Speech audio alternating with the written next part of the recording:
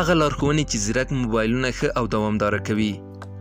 اوسنی دور چې د ټکنالوژۍ دور دی، هر څوک پکې له موبایل څخه استفاده کوي، یعنی له موبایله پرته ژوند تقریبا ناممکن بریښي.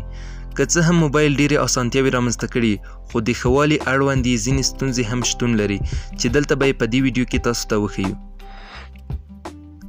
د ځیرک موبایلونو د ښه والي او دوام لپاره د ډیجیټل آلو جوړونکي وایي چې د خپلو ځیرک موبایلونو د میموري په اندازه فایلونه یا ډیټا له ځان سره وساتئ. که چیرته مو په موبایل کې میموري کارت وي، هڅه وکړئ چې د موبایل زیاته ډیټا پکې ځای کړئ، که نه موبایل به مو اغیزمن او خراب شي. دغه راز د موبایل له کارولو وروسته یو ځلې حتما خپل موبایل ریسټارټ یعنی بند او چالان کړئ، چې په دې سره به مو د موبایل بېشمېر اپلیکیشنې بندې شي او ښه والی به پکې رامنځته شي، که نه نو ډېر ورو فعالیتونه به ترسره کړي.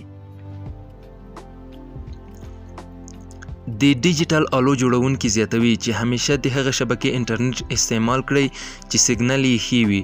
ورو سیګنل هم د موبایل د خرابېدو لامل کېدلی شي، او هغه اپلیکیشن په خپل موبایل کې وساتئ چې کار ترې اخلئ.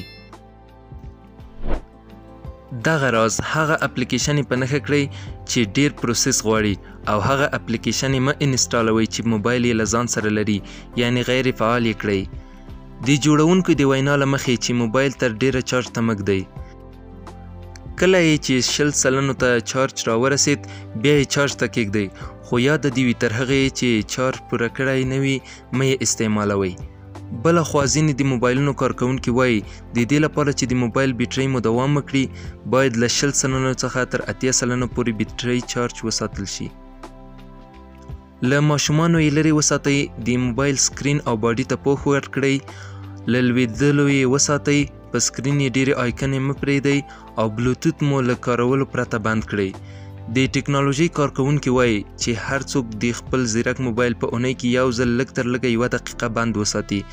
دغه راز د ریسټارټ پر ځای د یو ځل حتما بند کړل شي، چې په دې سره به په حافظه، بیټرۍ او پروسس کې ښه والی رامنځته شي.